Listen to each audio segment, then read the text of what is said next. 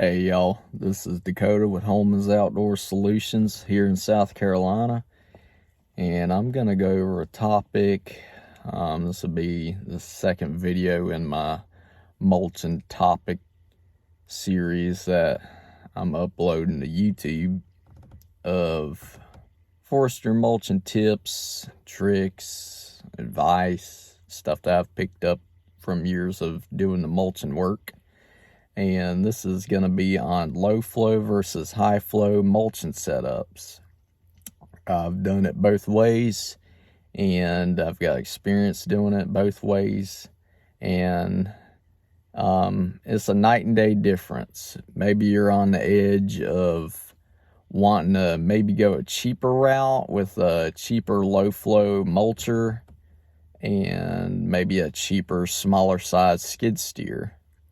And that might sound appealing at first if you compare the price of, say, a Kubota 75 with a Gyrotrack 400 HL low flow, high flow mulching head.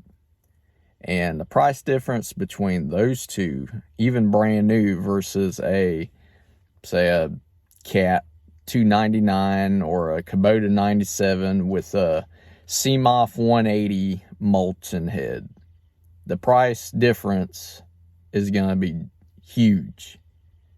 And that's kind of what I did in the beginning when I started mulching with a skid steer with my business. I had a low flow Takuchi TL12, and it was low flow, 23 gallons a minute with the 3,300 PSI.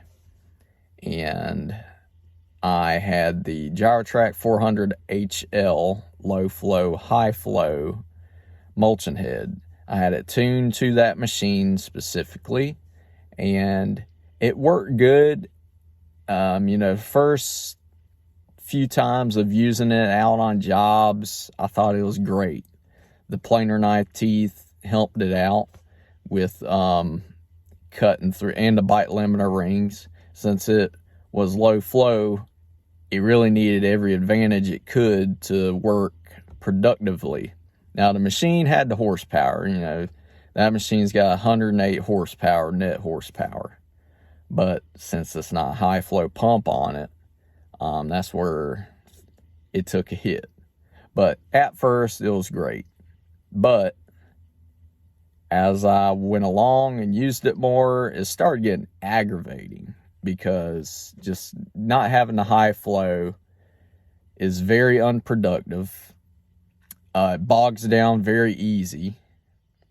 The spool up time was now that head is tuned for 3,500 RPMs.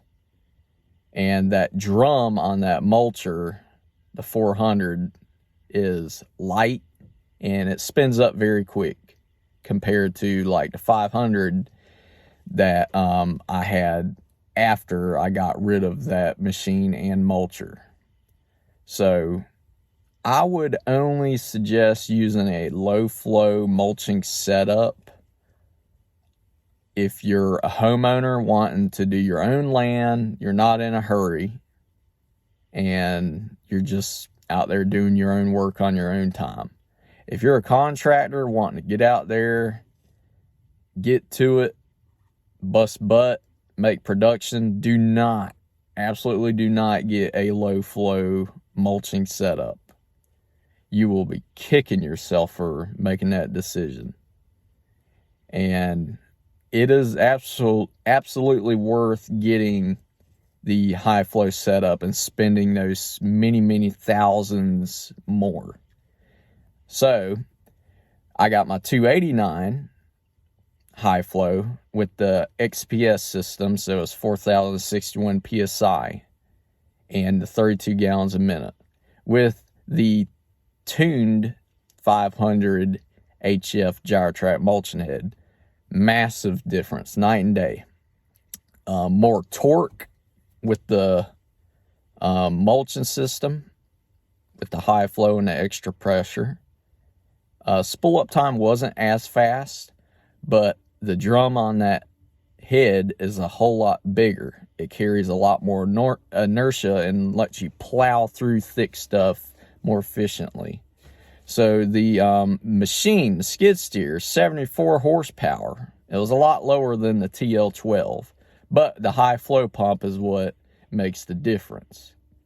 And the 500 HF has bite limiter rings. So, of course, that helps out making the mulcher cut through material more efficiently and easier.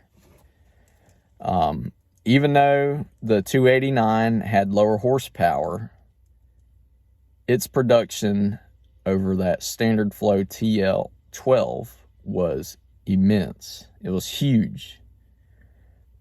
So imagine a 299 land management skid steer or a ASV 135. That machine puts out, I believe, 52 gallons a minute, which is crazy for a skid steer. So if you're on the fence of high flow versus low flow, you're a contractor wanting to make this your livelihood, go high flow. Do not go low flow.